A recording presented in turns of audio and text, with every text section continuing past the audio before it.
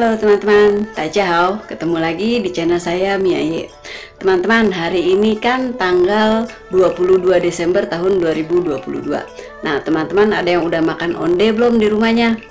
Onde atau mungkin sebagian orang menyebutnya dengan kata ronde. Itu makanan bulat-bulat, tahu kan ya, yang kenyal-kenyal itu yang terbuat dari tepung. Ronde atau onde ini adalah makanan yang rasanya udah nggak asing lagi di sini. Ini banyak dijual di mana-mana. Orang juga bisa buat sendiri dengan mudahnya. Itu biasa disajikan dengan kuah gula atau dengan jahe ya. Jahe orang mungkin menyebutnya wedang ronde gitu ya. Nah, onde sebenarnya berasal dari Tiongkok. Rakyat di negeri asalnya sana di Chungguo menyebut makanan ini sebagai tangyuan dan biasa dimakan pada saat tongzhijie. Nah, apa sih itu tongzhijie? Yuk kita ikutin terus ya. Tongzhi secara harfiah artinya kedatangan atau datangnya musim dingin.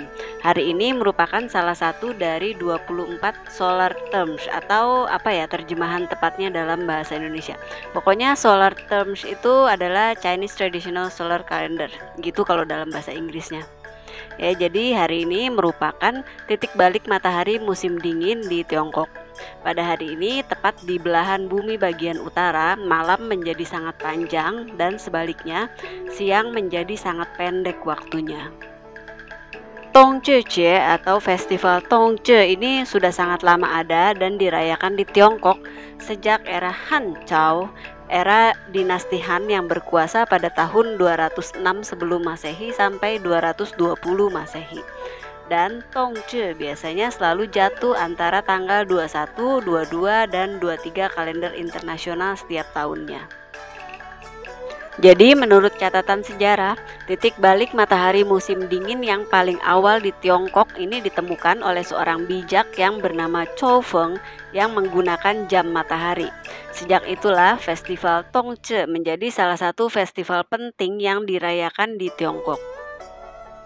Di masa Tang Chao atau dinasti Tang yang berkuasa pada tahun 618 sampai 907 Masehi dan Song Chao atau dinasti Song yang berkuasa tahun 960 sampai 1279 Masehi, para pejabat pemerintah dikasih libur sebanyak 7 hari.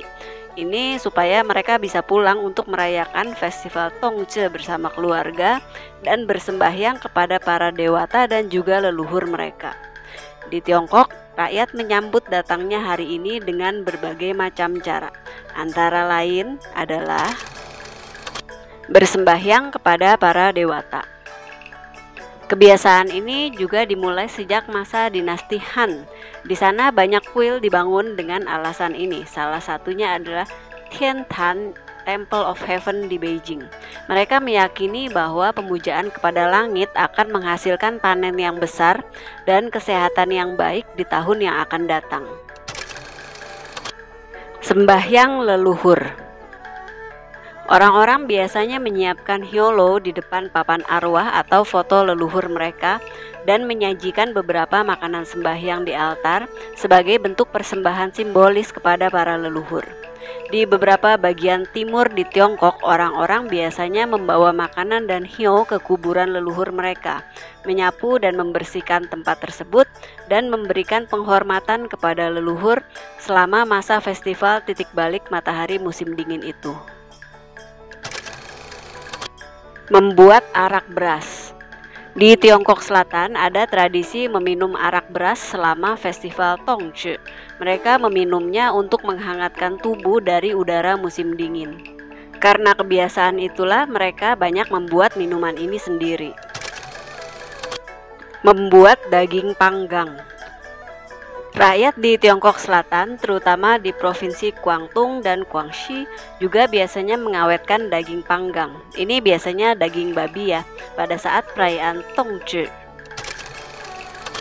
Menghitung 9 musim dingin. Jadi 9 musim dingin ini adalah lagu rakyat. Di banyak daerah di Tiongkok Utara, orang mempunyai tradisi menghitung 9 musim dingin selama winter atau musim dingin yang paling dingin. Dalam budaya tradisional Tiongkok, angka 9 adalah angka yang ekstrim dan melambangkan keabadian. Rakyat percaya bahwa musim semi akan datang setelah 9 periode, 9 hari sejak dimulainya Tongzhijie. Nah, sekarang kita cerita tentang makanan tradisional yang biasa disajikan pada saat Tongzhijie. Di Tiongkok Utara ada jiaozhi. Di utara itu kan suhu pada musim dingin bisa menjadi sangat dingin, ekstrim. Pada zaman dahulu orang-orang tidak mempunyai pakaian hangat dan alat pemanas yang memadai, sehingga mereka harus makan makanan dan minum minuman yang panas untuk menghangatkan tubuh dari dalam. Pada hari-hari tersebut orang-orang percaya ketika hari-hari menjadi sangat pendek maka energi yang tidak mencukupi. Jadi mereka mencoba makan makanan panas yang memiliki energi yang tinggi. Prinsip ini dianut sesuai dengan prinsip masakan obat Tiongkok. Dan jiaozhi memang salah satu makanan tradisional di Tiongkok bagian utara. Pada zaman dahulu ada sebuah legenda kuno tentang Chang Chongqing, seorang dokter tradisional yang menemukan cara untuk membuat jiaozhi dengan isian daging kambing. Adonan ini dibentuk menyerupai telinga dan diberikan kepada rakyat jelata untuk menyembuhkan telinga mereka dari radang dingin. Jiaozhi di Indonesia juga ada, biasa disebut kuotie. Cuman sayangnya walaupun orang Tionghoa ternyata banyak yang lebih mengenal makanan ini dalam istilah Jepang, yakni gyoza. Selain makan jiaozhi, orang Tiongkok di utara juga biasa memakan sup daging kambing. Di Tiongkok Timur ada hidangan sup pangsit. Tentunya pangsit basah ya, bukan pangsit kering atau pangsit goreng yang banyak ditemui di Indonesia. Pangsit mirip dengan jiaozhi, masih saudara juga, cuman bedanya kulit pangsit biasanya lebih tipis daripada jiaozhi. Di Tiongkok bagian barat ada sup kambing. Sama seperti di sebagian Tiongkok Utara, rakyat di barat juga biasa memakan sup kambing. Dalam budaya tradisional, daging kambing dianggap sebagai makanan sehat yang dapat menambah darah sehingga baik dimakan pada saat musim dingin. Di Tiongkok Selatan ada tangyuan. Rakyat di Tiongkok Selatan memiliki tradisi makan bola ketan yang disebut tangyuan. Sejarahnya dapat ditelusuri kembali ke masa dinasti Song. Bentuk bulat dari makanan ini merupakan simbol dari persatuan dan keberuntungan keluarga. Orang kalau bersatu, apalagi dengan saudara sendiri, tentunya akan lebih mudah dalam mencari keberuntungan dibandingkan bila terpecah belah kan. Nah, itu maksudnya. Tangyuan biasa dibuat dalam warna-warna cerah seperti merah muda, hijau, dan putih. Makanan ini biasa didampingi arak beras sebagai minumannya. Tangyuan dibawa ke Asia Tenggara termasuk Indonesia oleh para perantau dari Tiongkok pada zaman dahulu yang mayoritas memang berasal dari Tiongkok Selatan. Maka itulah kenapa orang Indonesia mengenal makanan ini. Di sini orang biasa menyebutnya dengan sebutan onde atau ronde. Kata ini berasal dari bahasa Belanda ron yang berarti bulat, ditambah akhiran j seperti umumnya bahasa mereka.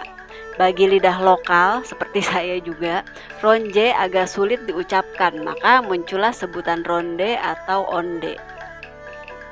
Di Indonesia, makanan berbentuk bulat yang ditaburi biji wijen ini biasa juga disebut sebagai onde atau onde-onde, itu yang digoreng itu ya. Mungkin karena bentuknya yang sama-sama bulat ini, maka sebutannya pun sama. Tapi di negara asalnya, di Tiongkok, makanan ini disebut sebagai ciantui.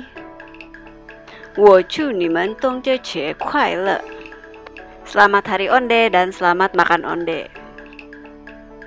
Nah, jadi begitu deh cerita tentang Tongzhijie.